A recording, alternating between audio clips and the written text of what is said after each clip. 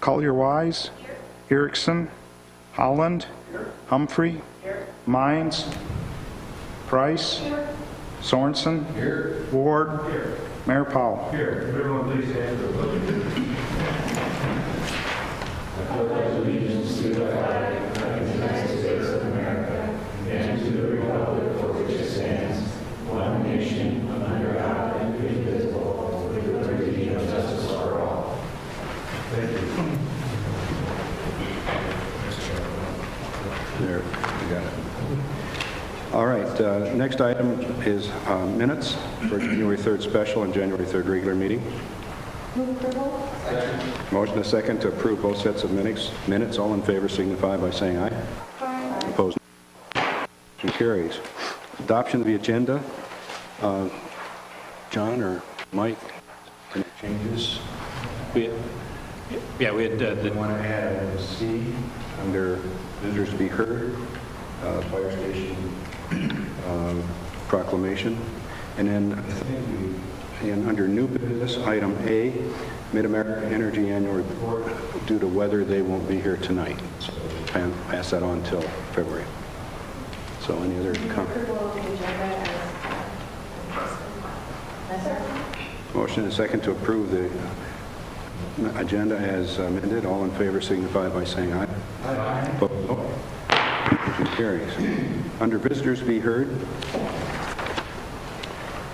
persons addressing the council shall use the microphone at the podium. Please raise your hand to be recognized. Go to the podium and state your name and address. For items that are not on the agenda, members of the public may speak under visitors be heard on any topic not on the agenda. Remarks are limited to 5 minutes and no decision will be made at this time. For regular agenda items, public testimony will be taken at the beginning of each agenda item after the subject has been announced by the mayor and explained by staff. Any citizen who wishes may speak one time for 5 minutes on each agenda item. Public testimony will then be closed and the topic will be given to the governing body for possible action. At this point, only city council members and staff may discuss the current agenda item unless a council member moves to allow another person to speak and there is unanimous consent from the council. Questions from council members, however, may be directed to staff or a member of the public through the presiding officer at any time. First, before we open that to the public, we have several proclamations. And the first is Heroes Behind Badges Blood Drive, Pete Thompson and Robin Hauer. Please. Good evening. My name is Robin Hauer. I'm with the Vermillion Police Department, and this is Keith Thompson with the Vermillion Fire Department. The reason we stopped here today is to talk with you folks about the Heroes Behind the Badge Blood Drive. The Heroes Behind the Badge Blood Drive is a friendly competition between law enforcement, fire, and EMS to see who can raise the most blood donations for their respective agencies.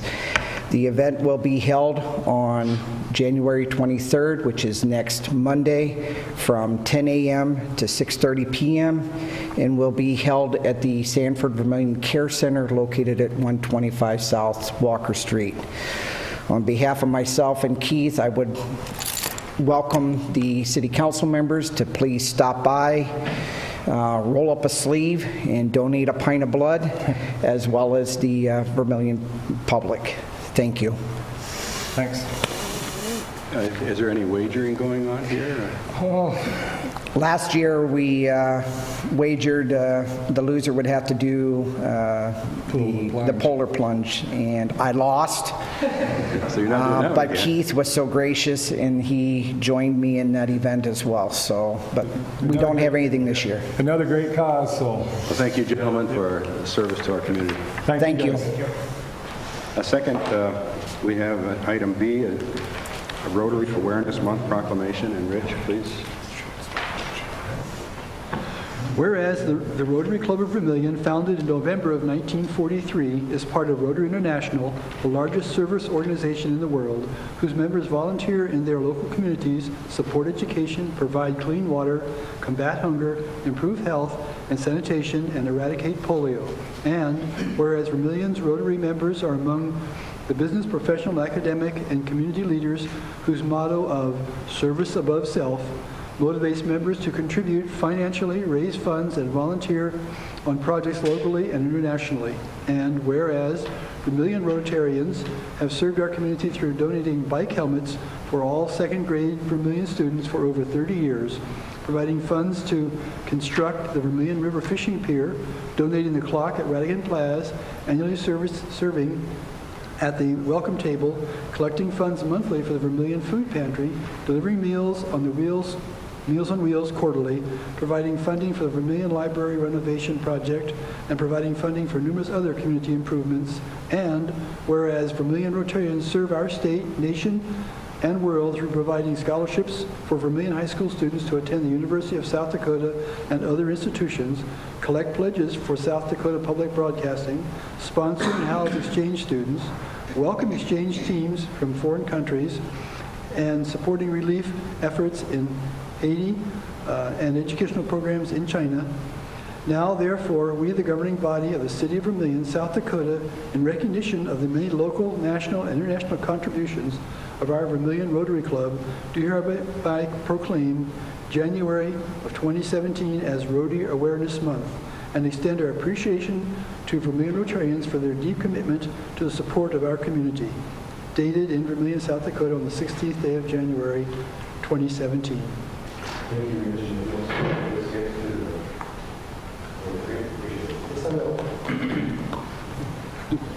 Then we have another proclamation, and that is fire station awareness, and it's 125th anniversary of Congress. We do this. Thank you, Mr. Mayor. Whereas the community asset that we know today as the Vermillion Fire EMS Department was founded as a hose company #1 on January 18th, 1892 by 16 men. And whereas those 16 individuals began a tradition of excellence that has served and saved and enhanced the lives of thousands of people since the origin of the department, whereas the department has continually evolved to better service the public, such as with the 1923 purchase of the American LaFrance triple combination pumper, and numerous other improvements that are today demonstrated through the current ISO rating of 3. And whereas because of the dedication and vision of the original 16 volunteers and the 800-plus people who have served since January of 1892, Vermillion and Clay County have an exceptional fire EMS department today comprised of dedicated individuals with state-of-the-art equipment. And whereas the department covers a 160 square mile area and responds to approximately 170 fire calls and 850 ambulance calls each year. Now, therefore, we, the governing body of the City of Vermillion, South Dakota, on behalf of all Vermillion residents and visitors, want to extend our appreciation, our sincere appreciation, and thank the many men and women who have heroically served as our community as firefighters and emergency medical technicians over the first 125 years of service. Dated today, the 16th of January, 2017. Thank you, Tom. Keith, would you receive this, please? Yep. And thank your people for all the good work. Thank you. Is there anyone in the audience that has a topic they wish to bring up that's not on the agenda? Seeing none, anyone on the council have anything you wish to bring up that's not on the agenda? Seeing none, then we'll turn to public hearings. The first one, special assessment roll for sidewalk repairs, the southwest quadrant. And Jose, please.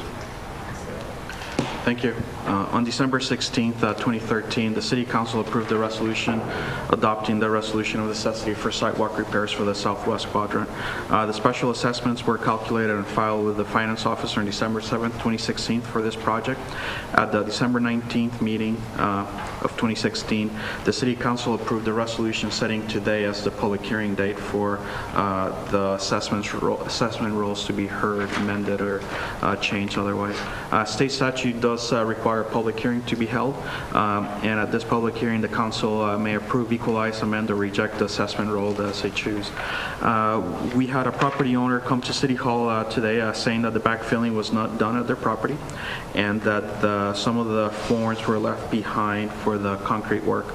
We talked to the contractor since, and the contractor will be finishing the backfilling and removing the forms in the spring. The construction cost was $8,626.67. The city will only be assessing $6,448.43. The difference was work done in city property.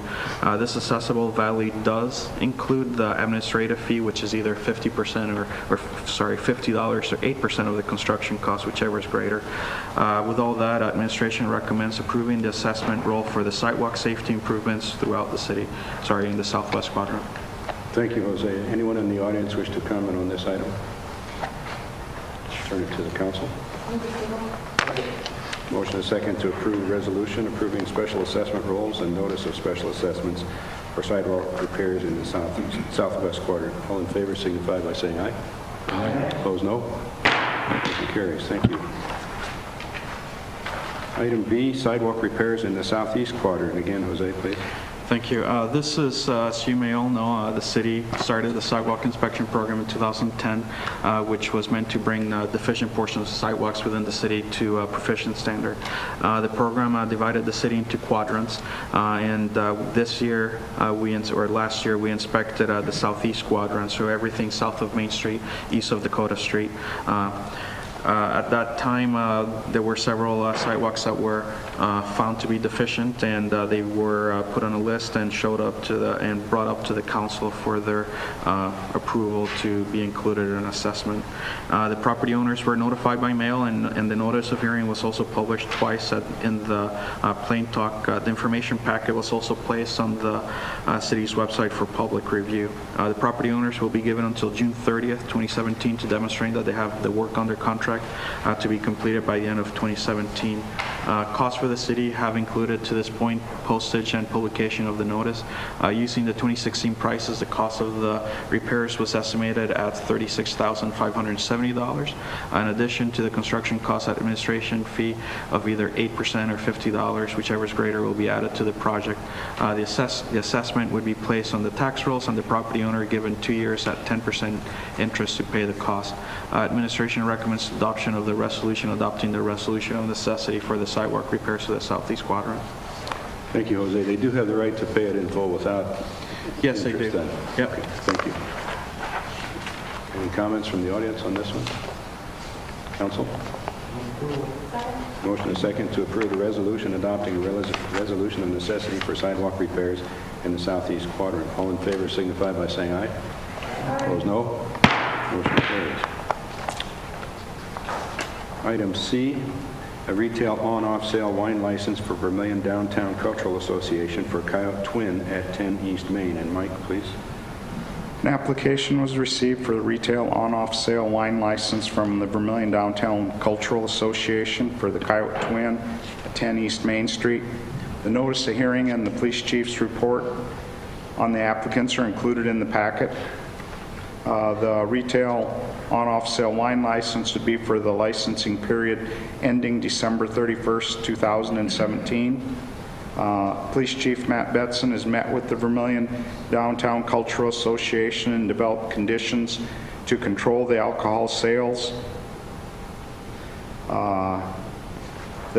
His memo includes conditions that the sales will only occur in the second theater. Sales booth will be inside the second theater.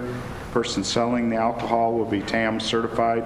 Only persons 21 or older will be allowed in the second theater when sales and consumption are occurring, and sales will stop 2/3 of the way through the movie.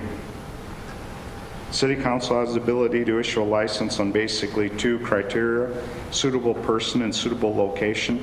As to suitable person, since the association is a non-profit corporation, the executive director, Jason Trell, had the DCI background check completed, which was noted in the police chief's report, and the FBI one will still be coming.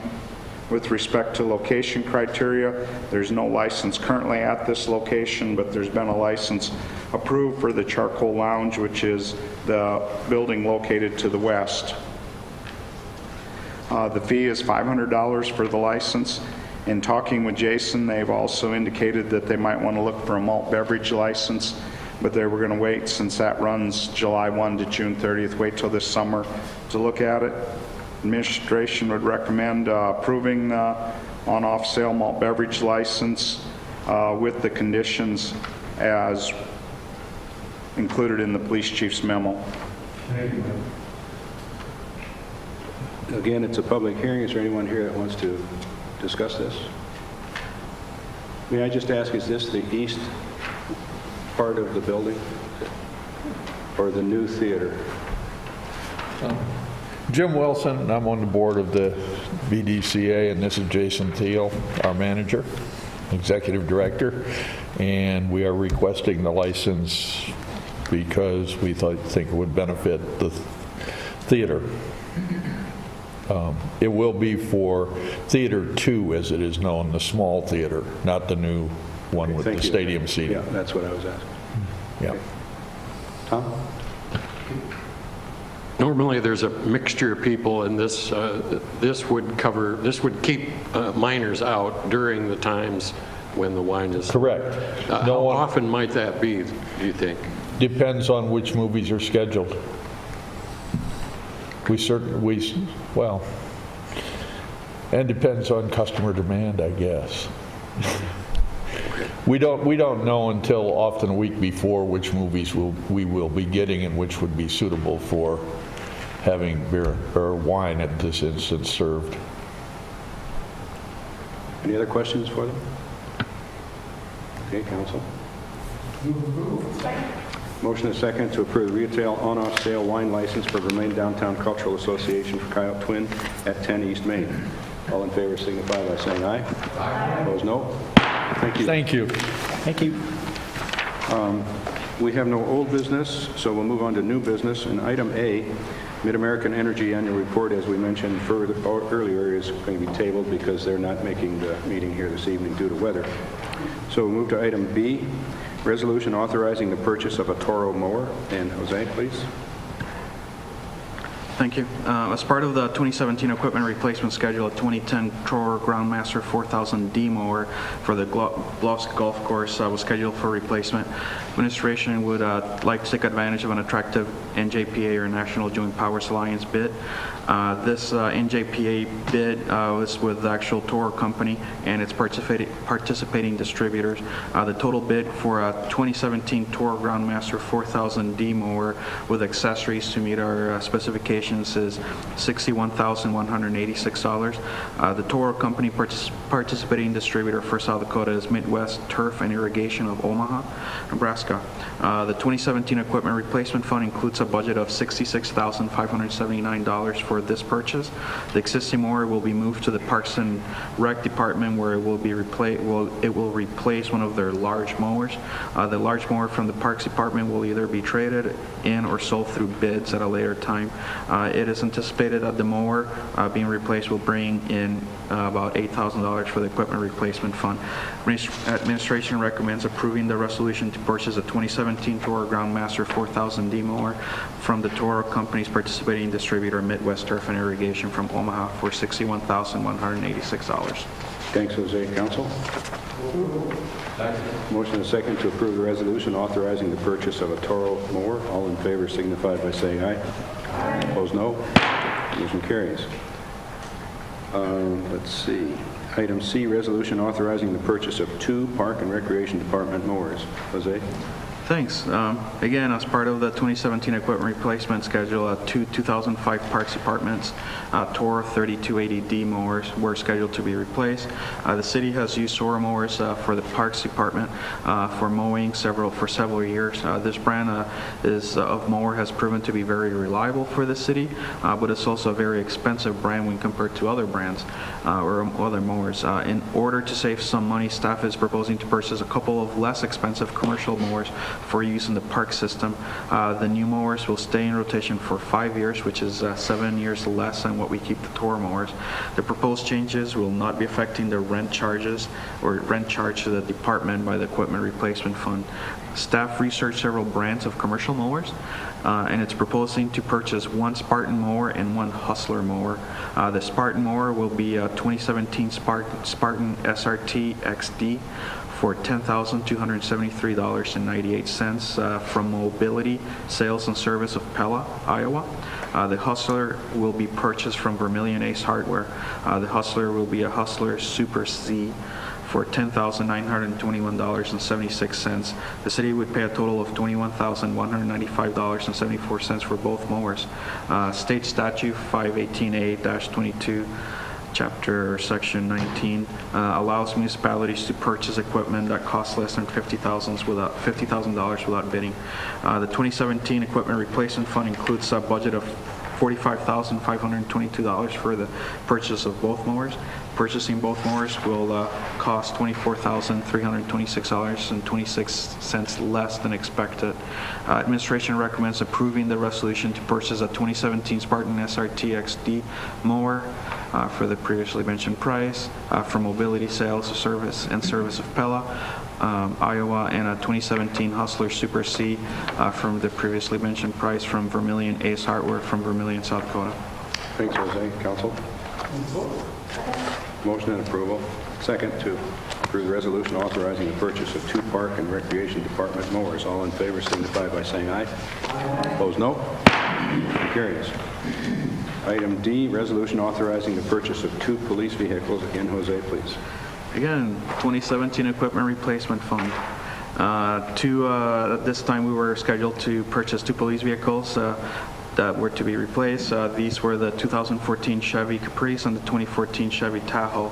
Administration again used the NJPA bid that was awarded to National Auto Fleet Group, NAFG. The bid price through NJPA is good through January 17th of 2017.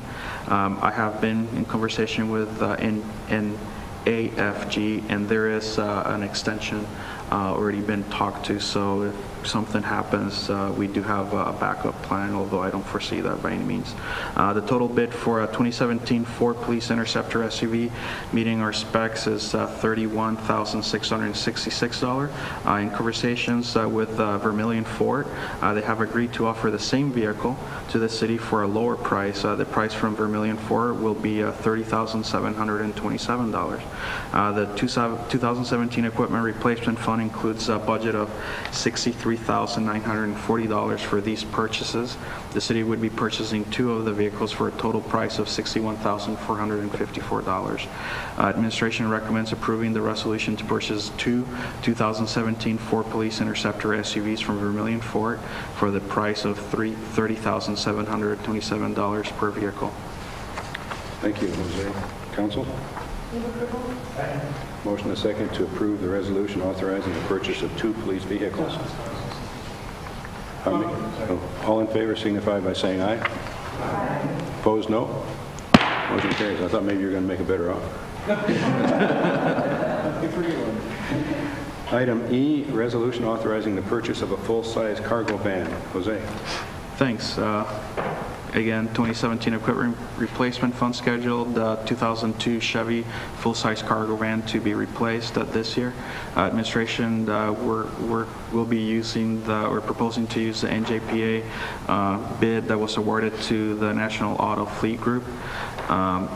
The total bid for the 2017 Ford Transit van meeting our specifications is $32,054.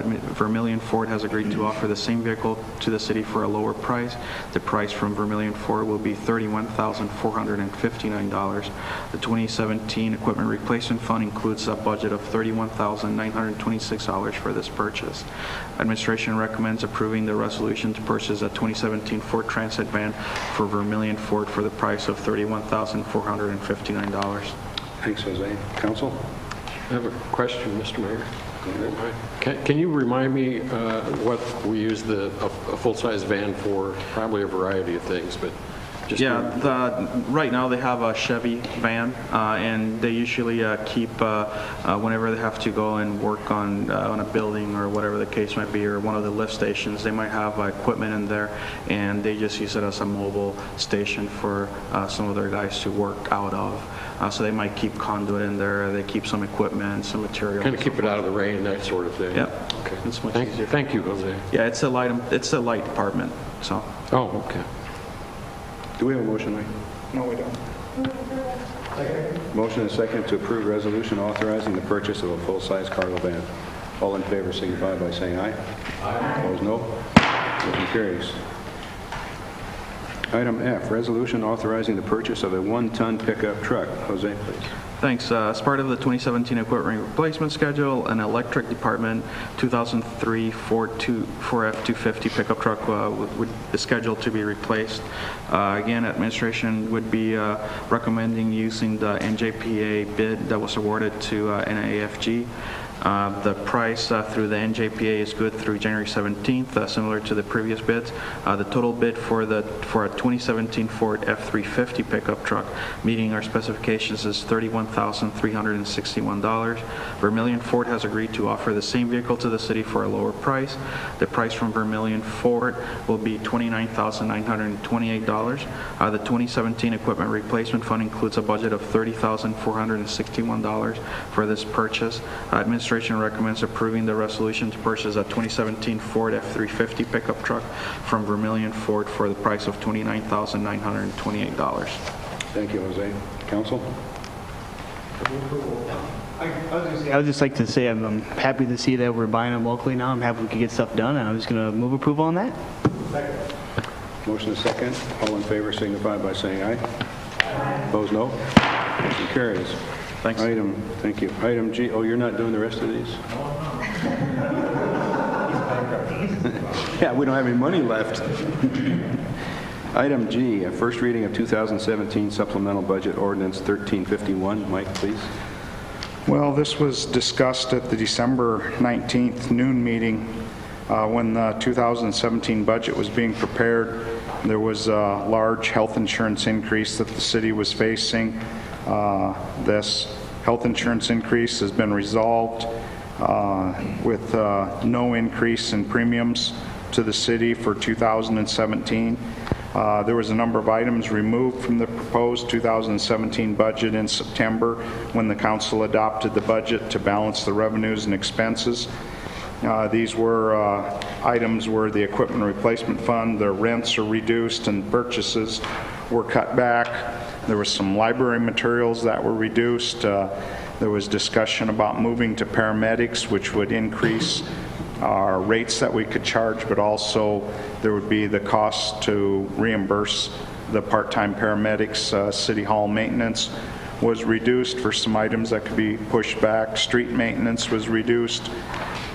Parks and Rec and forestry supplies and materials were cut a little bit. Parks and Rec class supplies, the BBB sales tax, there was banners budgeted in 16 for $18,000, and due to some working with trying to get them ordered and what they were going to be metal, and then there was questions if them could go up on the poles. They've switched to canvas ones, and getting that didn't get done this year. The second penny sales tax, the City Council had included some ICAP funding for the community center consultant, and then the fire department had ordered some bunker gear in 16, which did not get delivered until early 17 of $41,000. These items were worked through the budget. The general fund reduced reserves from the general fund by $135,872. When the budget was adopted, it was $1,381,962. It was reduced to $1,246,090. It should be noted $1 million of that was for the Prentice Park pool coming from the general fund. Administration would recommend adopting first reading of this supplemental budget. Thank you, Mike. Before we move on, I'd like to thank the administration for the efforts they took to seek out help to get our health insurance incredibly reduced. Instead of doubling it, it basically stayed the same, and I really think that speaks well of our administration's efforts. With that, council.